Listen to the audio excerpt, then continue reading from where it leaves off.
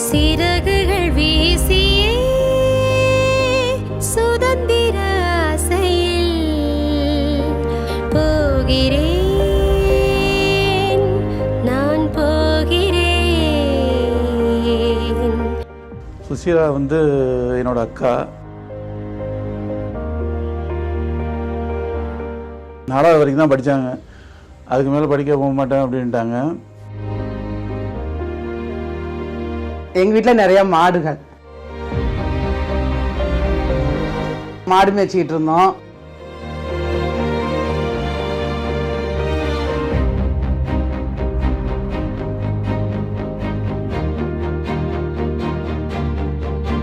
எங்கள் வீட்டில் மாடு நிறையா இருக்கிறதுனால பால் வியாபாரம் பண்ணுவோம். நானும் பால் வியாபாரம் தான் பண்ணேன், என் தங்கச்சும் பால் வியாபாரம் தான் பண்ணான்.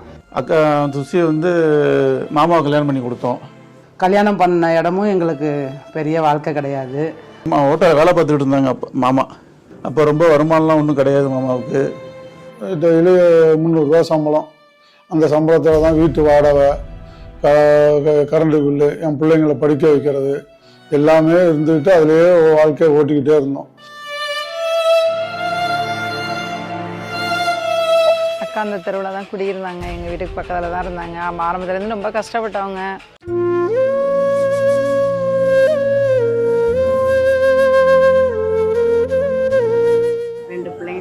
ரொம்ப கஷ்டப்பட்டாங்க.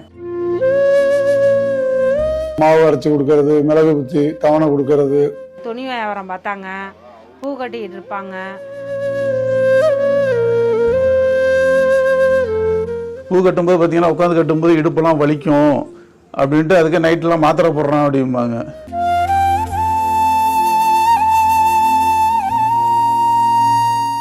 எங்கள் வீட்டில் படிக்கலை, 3ஆம் கிளாஸ் தான். ஜெயிக்க வைக்கணும்னு எனக்கு ஒரு எண்ணம். யதார்த்தமான ஒரு வாய்ப்பு எங்களுக்கு என்ன கிடச்சிச்சின்னா, எங்கள் தெருவில் மாரியம்மன் கோயிலில் உள்ள ஒரு பையன் வந்து எங்களை கூப்பிட்டு சொன்னாப்புல. என்கிட்ட தான் கூப்பிட்டு சொன்னாங்க. எனக்கு அந்த வாய்ப்பு பிடிச்சிருந்துச்சி, சரி ஏதாச்சும் செய்வோமே. நான் நேராக ஜாயின் பண்ண உடனே என் தங்கச்சி வீட்டுக்கு தான் போனேன். என் தங்கச்சி வீட்டுக்கு அப்போ நான் போகிறப்ப கூட அவள் பூ கட்டிக்கிட்டு தான் இருந்தாள். கட்டிக்கிட்டு இருக்கிறப்ப போய் பேசணும். பேசினதுக்கப்புறம் அவங்கள்ட்ட அந்த அந்த பிஸ்னஸை எடுக்க கூட அவங்கள்ட்ட காசு கிடையாது. கொஞ்சம் கொஞ்சமாக ஒரு பிஸ்னஸ்க்குள்ளே நுழைஞ்சாங்க. எல்லாரையும் கூப்பிட்றாங்க. எல்லாரும் வேணான்னு ஒதுங்கணும். ஆனால் அவங்க மட்டும் அதுலேயே ஒரு ஸ்டாண்டர்டாக நின்னாங்க. சேர்ந்து ஆரம்பத்தில் ஒன்றும் ரொம்ப பெரிய வருமானம்லாம் இல்லாத மாதிரி போயிட்டு இருக்கிற மாதிரி இருந்துச்சு அவங்களுக்கு. ஒரே ஒரு சைக்கிள் தான், ஓட்ட சைக்கிளை வச்சுக்கிட்டு அதை மீட்டிங் போயிட்டு வரப்போ நான் அழைச்சிட்டு 1 மணிக்கு நிற்போம், 12 மணிக்கு இருப்பேன். காலையில் 4 மணிக்கு வரும் பஸ் ஏறி. அப்போ நின்றுட்டு இருப்போம் பஸ் ஸ்டாண்டில்.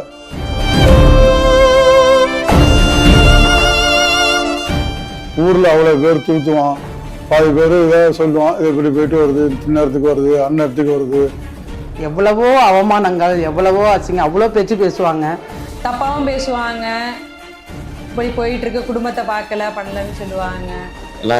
நிறைய பேர் நெகட்டிவாலாம் பேசுவாங்க. நானே பேசியிருக்கேன், எல்லாம் வேணாம் சித்தி, எல்லாம் பண்ண வேணாம். அப்போ எல்லாம் புரியாது. அம்மா மேலே போகும், இங்கே ஒரு நாள் வரமாட்டாங்க. எல்லாரும் சொல்லுவாங்க, என்ன ஃபங்க்ஷனுக்கு வரமாட்டாங்களா, நல்லதுக்கு துக்கத்துக்கு கூட வரமாட்டாங்க, மீட்டிங் தான் போயிடுவாங்க. குறை சொன்னவங்க நிறைய பேர் குறை சொன்னாங்க. என்னடா இந்த பிஸ்னஸ் போனது, என்ன இப்படி போயிட்டு இருக்கு, பிள்ளைங்களை வீட்டை பார்க்கல, மாமியாரை பார்க்கல, அப்படிலாம் நிறைய சொன்னாங்க. எல்லாத்தையும் காலையில் வாங்க மாட்டேன். 2 பேரும் சேர்ந்து அந்த பிஸ்னஸை முழுமையாக செஞ்சோம். ஒரு சூழ்நிலையில அவங்களோட 2வது பையன் தவறி போயிட்டான். சோகத்திலே பெரிய சோகம் எதுன்னா புத்திர சோகம் தான்.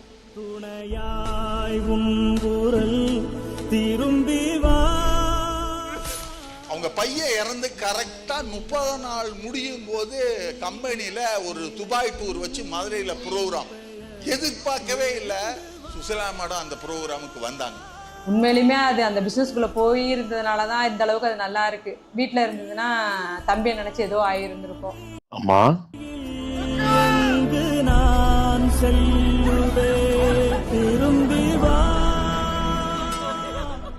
நாம தப்பு செய்யாத வரைக்கும் யாரையும் பார்த்து பயப்படணும்னு அவசியம் இல்ல, யாரையும் பார்த்து வெக்கப்படணும்னு அவசியம் இல்ல. நான் ரோட்ல போய் பிச்சை எடுக்கல, என் ப்ராடக்ட் விற்கிறதுக்கு ட்ரை பண்ணேன். பாயிண்ட் நம்பர் 3, பக்கத்து வீட்டு சுலோச்சனாவோ எதிர் வீட்டு சுஜாதாவோ பார்த்துட்டாங்கிறதுக்காக என்னால எனக்கு பிடிச்ச விஷயத்த பண்ணாம இருக்க முடியாது.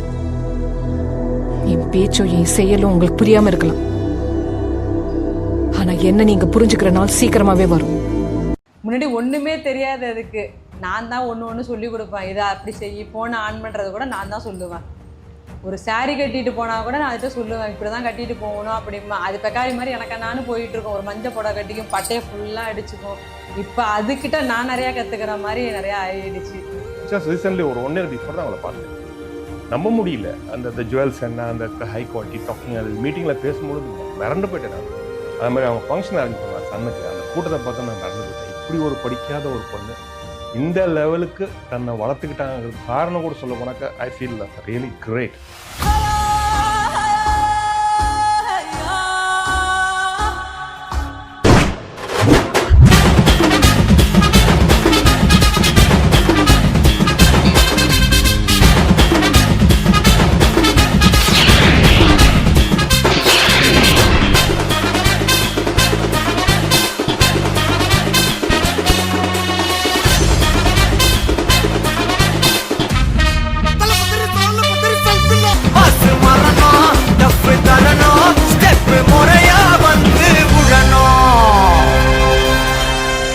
பொறுத்த வரைக்கும் நீடாமட்டில் ஒரு நல்ல ஒரு லேடிஸ் இந்த மாதிரி வளர்ந்துருக்காங்கன்னா அது அக்கா மட்டும்தான். அது எனக்கு தெரிஞ்சு நான் பார்த்துருக்கேன்.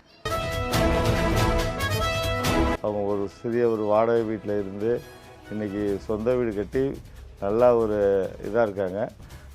அது வந்து உடனே நடந்ததில்ல, படிப்படியாக முன்னேறி இன்றைக்கி வந்திருக்காங்க. மற்ற பெண்களுக்கும் ஒரு உதாரணமாக இருக்குது. எப்படி உழைக்கணும் அப்படிங்கிறத, எப்படி டைம் மேனேஜ்மெண்ட் பண்ணணுங்கிறதெல்லாம் அவங்கள பார்த்து தான் கற்றுக்கணும். எங்கள் குரூப்லேயே அவங்க தான் நல்லா ஓகோன்னு வந்திருக்காங்க. எல்லாத்தையும் மீறி நின்னதுனால தான் இந்த அளவுக்கு எங்கள் வம்சத்திலே கார் வச்சு ஒரு சொந்த வீடு, இவ்வளோ பெரிய வீடு கட்டி அவள் ஒரு பிஸ்னஸ் பண்ணுறான்னா எங்களுக்கு எனக்கெல்லாம் அவ்வளோ ஒரு சந்தோஷம். மனைவி கணவன் எப்படி ஒரு எளிமையான வாழ்க்கையை ஆரம்பித்து, அதுவும் படிப்பறிவும் ரொம்ப கம்மியாக இருந்து அவங்க வந்து இன்றைக்கி உச்சத்தை அடைஞ்சிருக்காங்கன்னா அதுக்கு உதாரணமாக வாழ்ந்த உச்சத்தை அடைஞ்சவங்க வந்து இவங்க 2 பேரையும் சொல்லலாம். உழைப்பை போட்டால் முன்னேறதுக்கு எல்லாராலும் முடியும் அப்படிங்கிறதுக்கு என் தங்கச்சி ஒரு உதாரணம். அதோட பையன் கல்யாணத்துக்கு ட்ரெஸ் எடுக்கிறதுக்கு போயிருந்தோம். அப்போ நீ வந்து உட்காந்துரு அப்படின்னுச்சு. இல்லைனா நீ 2 நாளும் கடத்தருக்கு போய் ஜாமான் எதுவும் வாங்கிட்டு வாங்கிச்சு. இல்லை போல நானும் வர்றேன் அப்படின்ட்டு உள்ளே போயிட்டேன். உள்ளே போனோன்னே இதுக்கு கிளாப் தட்டணுன்னு என்னை மீறி அழுதுட்டேன் நானே. அதுக்கப்புறம் என் மகனுக்கு கல்யாணம் பண்ணோம், வீடு குடி போனோம். எல்லாம் நினச்சி பார்க்காதவங்களாம் நினச்சி ஊரே பிரமிச்சு போனானோ. வீட்லேயுமே ஜாலியாக இருப்பாங்க. மாமியார் மருமக மாதிரியே கிடையாது, ஃப்ரெண்ட்ஸ் மாதிரி தான் இருப்போமே. அதுவே எல்லாரும் வந்து கண்ணு வச்சு இப்படிலாம் இருப்பாங்களா அவங்க மாமியார் அப்படிலாம் என் ஃப்ரெண்ட்ஸ்லாம் கேட்பாங்க. அம்மா வந்து பிஸ்னஸ் பண்ணுறது ரொம்ப பிடிக்கும். அவங்கள மாதிரிலாம் ஸ்டேஜ் ஏறி பேசணுன்னா யாராலையும் முடியாது. படிக்காத ஒரு 4ஆம் கிளாஸ் கூட படிக்காத ஒரு பிள்ளை வந்து ஒரு பொண்ணு வந்து இந்த அளவுக்கு சாதிச்சிருக்கிறான்னா அது இந்த நெட்வொர்க்கில் மட்டும்தான் முடியும், வேறு எதுலேயுமே முடியாது.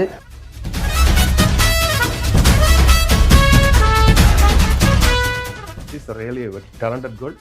இந்த எஜுகேட்டட் வேர்ல்டில் MBA யாரும் படிச்சிருக்கிறாங்க, எல்லாருமே எல்லாம் ஐடி கிட்டு இருக்காங்க. இது ஒன்றுமே படிக்கல, எவ்வளோ தூரம் வந்துருக்கு நம்ப கூட முடியல. as well is really great. இந்த பிஸ்னஸ் இல்லைன்னா என் வாழ்க்கையெல்லாம் ஒரு மாற்றமே கிடையாது.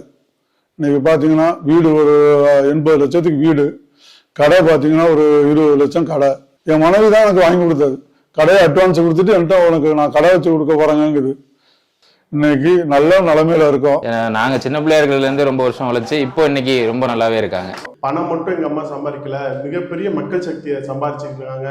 நம்ம 4வது படிச்சதுனால மட்டும், 8வது படிச்சதுனால மட்டும், டிகிரி படிச்சதுனால மட்டும் வெற்றி பெற முடியாது. தான் குழந்தை இருந்தாலும் தன்னை நம்பி வந்திருக்க நூற்றுக்கணக்கான குழந்தை அத்தனை பேரு என்னோட குழந்தை தான் நினைச்சாங்க பாத்தீங்களா, அதுதான் அவங்களோட வெற்றியா நான் நினைக்கிறேன்.